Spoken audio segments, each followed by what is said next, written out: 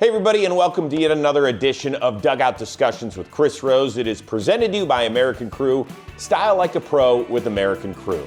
Well, we had an amazing time at the All-Star game down in Atlanta, Georgia. Hopefully you caught some of our unreal content courtesy of John Boy Media. One of my favorite things was getting to catch up with some old friends, like two-time All-Star pitcher Logan Webb. All right. First of all, let's get through the important stuff. You were just standing in the blistering sun, and you're not sweating a bit. And I walked all the way in the shade over to you, and I looked like I just ran a marathon. What the hell are you doing that I'm not? I did absolutely nothing out there. I did not. But you were in the sun. I'm sweating a little bit. I feel like I'm sweating. I don't know. I don't know what I'm doing. It's hot out here, though. So you're not a grizzled veteran, but you're not a rookie when it comes to this. What was your feeling when you walked in the clubhouse this time around? It was awesome. You get to be with all these guys in the clubhouse. I get to be my locker's 2 away from Clayton Kershaw. Like, it's really cool. I'm sorry, who's he? He's a pretty good pitcher. Right behind us, actually. But yeah, I'm right next. I get to be next to Chris Sale. So, I just seeing some of the players around here is so cool. Guys. I hate saying it, but it's like guys I grew up watching. And it's just awesome. Was there a guy you met last year who's like back on the team this year? You're like, man, I wish we could play together more than once a year. Chris Sale. Chris Sale's the guy. I wish I could play with that guy. He's a good time. What is it about him? He's just a blast. He's a blast to be around. He has a great time. He's one of the best pitchers in baseball, so that helps too. I'd like to be playing with him. You guys had a tremendous first half. You made the trade of the first half so far. How refreshing is it that with Buster at the helm, you guys are going for it? Yeah, Buster. Anything you know about Buster is he doesn't want to lose. He likes winning, and I think those moves are moves that shows he wants to win right now, and it just shows us that he believes in our clubhouse, which is awesome. Because we all have that same belief, and when you got a president of baseball operations and a guy like Buster Posey who agrees with you, it's pretty cool. So when Devers came over, it kind of came out of nowhere. Yeah. First of all, did you have an idea? There was I think there was a couple rumors around the clubhouse that it might happen at some point, but then that day it was kind of crazy because Kyle Harrison's getting ready to throw, and it kind of happened last second. It was nuts, but I didn't expect it to happen when it did, but happy it happened. Yeah, so when the news breaks that you're getting one of the more consistent hitters in baseball, you all look at each other because it wasn't like at the trade deadline. Yeah. This is pretty early in the year. We're like, shit, yeah, this is awesome. Yeah, it was kind of like, all right, time to go. So it's, yeah, anytime you get, when he's healthy and he's doing his thing, he's a top 15, top 10 hitter in baseball. So, hopefully this break gives him a little time, moving across the country and just packing yourself up and having to do that, it's got to be tough. I've never had to do that. I'm from an hour and 30 minutes away from where I play. I've always been with the Giants, so I feel like people don't realize that sometimes. A guy had to move his entire life and move it across the country, even further away from where his family is, So, give it time. He's gonna be just like he is. Do you give a shit if he plays first base? I don't care. I personally don't care, but he's been working over there. I think he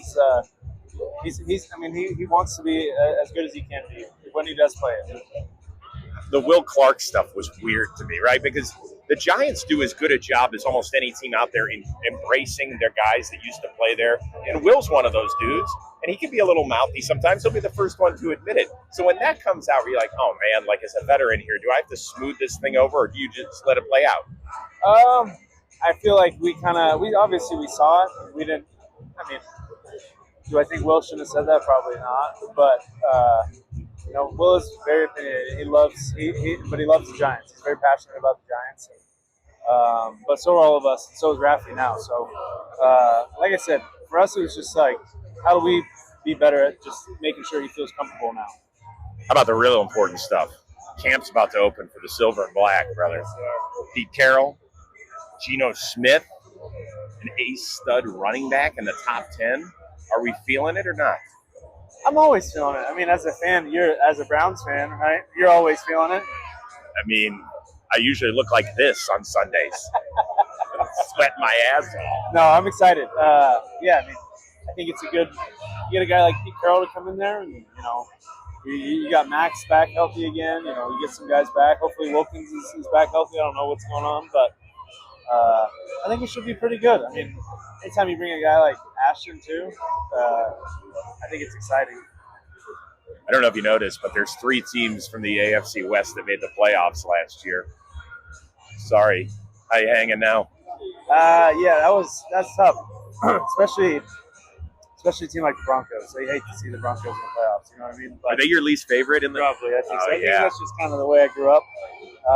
Broncos were least favorite. Plus, I get to kind of smack talk Tyler Rogers, and Taylor Rogers. Why they're they Broncos Denver guys? fans. Yeah, big Broncos fans. So I can, when they're not doing well, it's fun to smack talk them. But I didn't have really much to say last year. Yeah, but don't you know better than to smack talk Twins because you're already fighting a losing battle? Oh, it's fun. It's a blast. Have you seen the picture of us when they had to get on the plane in Raiders jerseys? Ooh.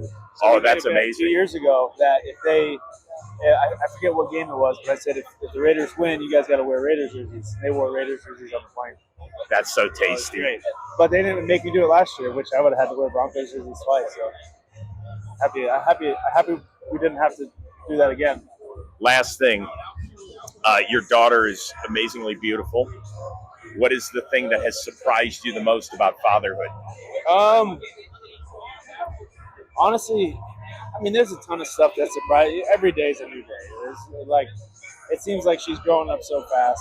She's crawling now, grabbing stuff and picking herself up, and it's just fun to kind of see her grow, and it's the best thing in the world. I told you we'd babysit. We didn't have any girls, so whenever you roll through LA, you got built-in babysitters. We don't charge that much. Well, you know what? Actually, almost $100 million pictures we do.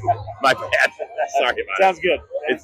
It's great catching up. I know that our community will be very happy to see that you're back on the show. Thanks, brother. Yeah, definitely. Thanks for having me. Always great catching up with our old Rose rotation buddies like Logan Webb. By the way, mid or late November, his Raiders against my Browns. Can't wait to talk to him about that. Well, summer's here. Hats are coming off. Literally, take your hats off. Have you heard of hat fishing? You know what that is? It's when somebody looks different once the hat comes off, and it's not always for the better. If you wear a hat all the time or in every photo online, you might be unintentionally giving people the ick. So whether it's the holding strength of fiber, the versatile stylings of forming cream, or the classic shine of pomade, American Crew, they got you covered. Get ahead of the game this summer. Check out these all-star hairstyling pucks on Amazon today. Style like a pro with American Crew. So we're back here on Dugout Discussions. You know who else is back? The Queen. It's time for yet another edition of Questions with the Queen.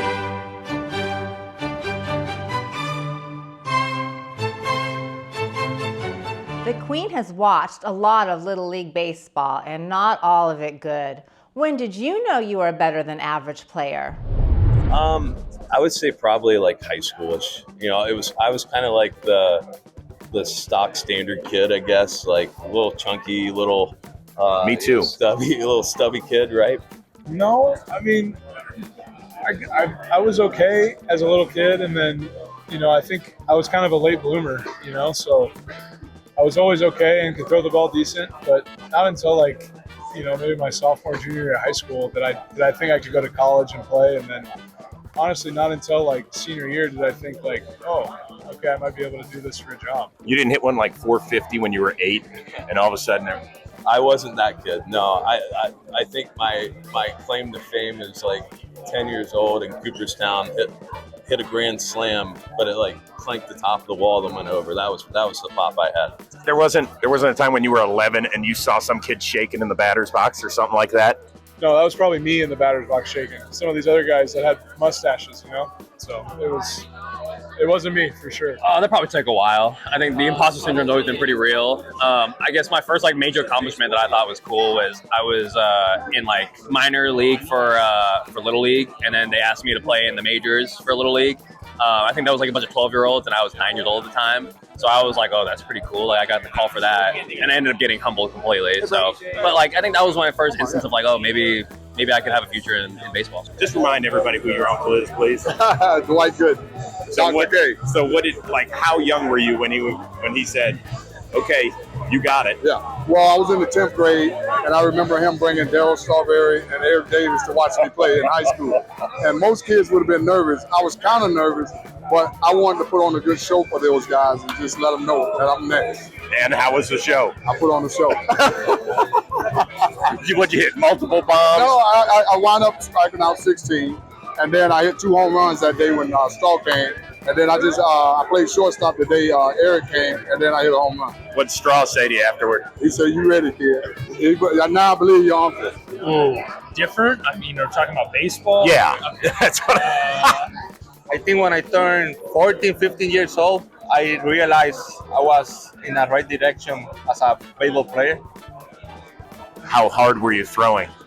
I think I was throwing like mid 80, upper 80s at that time. So I knew everyone say, "Oh, you're throwing hard. You can." I think you can make it to the professional baseball. So that's when I started realize I can be a professional player. I would say my junior year of high school, honestly. It's like, all right, I'm pretty good at this. Was there a moment in particular, like you threw a knee buckler or threw it hard? You know who I threw against was Trevor Larnick's team. They had College Park, and they were insane. They were this crazy high school, and I threw a really good game against them, and it was like a big deal because all these guys were committed to D1s and stuff. And I was like, all right, I'm probably pretty good at this. Like, I think that boosted the ego a little bit, but yeah, that was it. But I was only throwing like 86, so it was like, yeah, whatever. Must suck. Maybe around like 15 years old, probably. I feel like I was always smaller growing up. Were you throwing a bazillion at like 12? No, not at all. I was throwing probably, at 12, I was probably throwing 60. High school, I was throwing 80. So I wasn't ever throwing some gas, but I was definitely changing the arm angle up, throwing a submarine, coming up top. So I'd say like late in the high school is kind of where I was like, all right, something clicked with me. What was it that separated you, do you think? I don't know. I think I just loved the game a lot. I love practicing the game, love playing the game, and worked at it really hard. And I think my parents were a big reason for it. I just every time I asked if we could go practice or do anything, they were always, yes, we'll be there. Let's go. We can take you to the batting cage. We can do whatever you want. I started playing travel ball at like 8 or 9 years old, which is like so young, by the way, which is crazy. But so when I went over to play travel ball for the next few years, and then I came back like to play JV baseball, like with all my buddies from my hometown. Like, I love those guys, but like I knew I was better at baseball than them at that time, you know. So it's like I played against better competition, and I was a good player. Then when I came back and was like, oh, this is like normal competition, I feel like I'm ahead, you know. So that's probably the first time. Did you hit 4 bombs as like an 8-year-old? Come on. I know I hit 4 bombs in my career. 3? Never. 2? Never. But stop lying to me. 1. As a kid? As a kid, I never hit 2. I just 1. Yeah, I hit 1. I remember 1 when I was like, I want to say 12 years old, and I hit 1 far. I think that was like when I knew it that I had something on my life. Like 450? Yeah. As a little kid, yeah. I want to say, yeah. Okay. I was the bench player on my high school summer ball team for a little bit, and that's got to be a lie. No, serious. I then worked my way up to playing left field and hitting ninth for our summer ball team, and got an offer from GCU, took it, and went to college, and that's kind of where I started, becoming a better player, being able to grow to my body a little bit more, and that was kind of the first time it was in college that I actually realized I was like, I have a shot at doing this. I guess probably once I got to like my junior year in high school, grew a little bit. The work ethic had kind of started to catch up to, or the growth had started to catch up to the work ethic and kind of took off from there. So I probably, towards the end of high school, got a little bit better.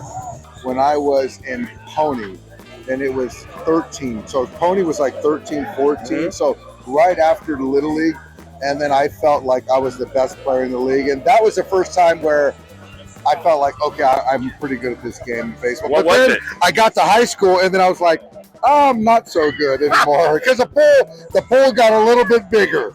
It's so funny, like, looking back at it now, it's like not being very good growing up. Like as I got past like Little League, and then I didn't make varsity until like my sophomore year. I barely made it. I wasn't very good. Junior year got like a little bit better, and it's just funny like thinking about how far I've come from there. What was it that separated you at Pony? You think? I think I was the best pitcher. I played center field. They put me at shortstop. I hit leadoff. Wait, a left-handed shortstop? Again, that's when I knew I'm probably the best player on the field if I'm playing shortstop as a left-hander. I didn't really get the confidence until college. Really? Yeah. I was a late bloomer, Rosie. You know that. No, I've heard that from a lot of people, but you weren't hitting like Little League bombs when the other kids couldn't get out of the end. Yes, you were. I hit a few homers. I was a speed guy. Things have changed. I was just bunter, get on base. I could hit. You're bullshitting me, aren't you? No, not a lot of power at all in Little League. I was kind of a late bloomer. Didn't really, maybe like 14, 15. What was it? Was it a moment? Did you strike out 15? Were you throwing 88? What was it? I wasn't throwing that hard, but it seemed like I was getting guys out. And whereas, some of my other teammates weren't. And I got kind of recognized from a team that we had played across town, and they were like, hey, you should come play for us. And it was like, okay, maybe that's the sign that I'm doing something right. I've always been a late bloomer. So, I think maybe senior high school is when I started realizing I might be all right at this. I've asked 20 guys that question. 17 have said they're a late bloomer. That's bullshit, because I played against some guys. Y'all weren't late bloomers. I'm sorry. Not all of you. Don't try that on me. Hey, I was about 6'2", 135 pounds my senior year of high school. You can check the tapes. I was absolutely a late bloomer. Snaps and compliments for the Queen. Leave a comment and maybe a question you'd like asked to the big leaguers sometime in the near future. Well, we are smack dab in the middle of summer, but between beach days and weekend getaways and backyard barbecues, your to-do list, it ain't getting any shorter. Remember that patio set you promised to build by Memorial Day? The grouting tutorial you watched but never actually followed up on? The garbage disposal that's been making that awful noise since 2024? Enter TaskRabbit, your secret weapon for a carefree summer. TaskRabbit connects you with skilled taskers to help with moving and mounting and furniture assembly, home repairs, and much, much more. Many taskers are available to help the same day. So what are you waiting for when a tasker can do it instead? TaskRabbit comes in handy in so many situations. Believe me, the Queen doesn't want me touching anything here. We call TaskRabbit, they take care of it right away. So next time, I know where I'm tuning in and who I'm calling to get the job done right. Tackle your to-do list today. You'll get 15% off your first task at TaskRabbit.com or on the TaskRabbit app using the promo code Dugout. That's the promo code Dugout at TaskRabbit.com. 15% off your task. TaskRabbit, book trusted help for home tasks today. Our next task is to see who was best dressed on the red carpet in the ATL. Let's take you back to Georgia. I mean, this is impressive. Did you put this whole thing together? No. So thankfully, I had some help. So the suiting, tailoring from Sam Parker, New York. And then my wife picked out the shoes and everything else for me. So, and then the bag. I was going to say, the bag's bold. Yeah, Frère La Page. French, Parisian company. I absolutely love this brand. They have some phenomenal stuff. Well, she's had hers for a little while, and I got mine like a week ago. So. Okay, but who did the heavy lifting? Did you do this? Did you pick it out? I called the store to figure out if they had it in stock. She definitely helped with it. Yeah. If your boys that you live with in Gainesville saw you right now, they would say what? You look great. Glad you made it. Now, what is this? This is interesting. Just a little strap going, little chest strap going across. Usually, I have to cut those to get out of the store, but that's intentional, right? Yeah, that's part of it. Okay. Paul picked out his own outfit today. Yeah, I dressed myself. He did it all by himself. Yeah. Really? Well, I had somebody make the suit. I said, hey, do whatever you want. So, not really, but. Who picked out the outfit? Me. On your own? On his own. Pick hers out. We color coordinated, but he did it. Do you both have to give each other a spin, one twirl around to make sure everything's in place? Of course. Okay. Always, yeah. She asked for it, and I do it. It looks good, brother. Oh, 100%. He doesn't leave the house without a check. Is that true? Always gotta make sure. All right. Who helped you with the outfit? Or did you do this yourself, Pops? Absolutely not. My wife put us all in what we're wearing, so I can't be trusted with Do you have any say whatsoever? I think I have to say on this shirt. Yeah, this shirt. Other than that, it was all put together. It's easier that way. I don't even call my own pitches. How am I going to call my own outfits? Wife. Everybody, all wife. All Good wife. job. Yep. How are you? Really? Oh, yeah. Yeah. She did it all. So was this already in the closet, or is this a Last minute. We didn't think we were coming, so it was pretty quick trigger. No, this isn't mine. MLB reached out and connected me with the stylist. Her name's Melanie. She did a great job. Yeah, but I'm not coming up with this by myself. No way. All right, you look very chic here. Chic? What is that? That means nice, well attired. Bougie? Well, I wouldn't say bougie. You almost look like you could go into the office for a 9-to-5er. What would the boys say back home? They'll probably give me shit and say that I've changed a lot since I got to the big leagues, which is it's kind of true. I like nicer things nowadays. Who looks better? Him. Yeah. That's a better hair. All right, so you must pick out your own outfit, don't you? Or does somebody help you with it? I guess I'm helping with it. Yeah, I got my boy Tom and Ronnie out there helping and putting the outfit together. Did you pick it? You must have picked it out. Of course I picked it out. All right. You see it. Now, I always think you go toe to head when you're isn't that accurate? I go head to toe. Ooh, why? I mean, I like to put it all together at once. I find my shoes last because I feel like I have a lot of shoes. I feel like I have shoes to go with anything. So I always go with the shoes last because I'm not gonna be like, oh, let me wear these shoes and then I can't find something to wear with it, Oh, I got to give credit to the player. It's it was great. We got a nice suit. It feels good, and it's perfect. She did a great job. How often do you make him model stuff for you? Pretty often. It's one of my favorite pastimes, so I would say as often as I can get him to try stuff on. Over under 150 pair. Oh, easily over. 250. Over. 350? Might be over. I'm stopping there. Yeah, it's probably 400, around there. Out of 10 outfits, how many do you make him change? Honestly, never. I feel like he's pretty strong at getting himself dressed, so I'm proud of that. Is that just because of what's up from the neck up? Because let's be honest, you can't change that. That is God's work right there. It does help, yeah. Better style between the two of you. Oh, he doesn't bow down to just anybody. I want to let you know that. I got to be honest. I think I look great in my John Boy Media t-shirt. I mean, compared to all those guys, they spend thousands and thousands and thousands of dollars. You can save a lot of dough. Head on over to shop.johnboymedia.com. I didn't even have to do that commercial, but I just did because we got great gear. It's that simple. Hey, next week we're going to return to the ballpark. We're going to talk to more great guests, maybe another questions with the Queen. Who knows? Salary cap, baby ball players. You never know what's going to happen here on Dugout Discussions with Chris Rose, presented to you by American Crew.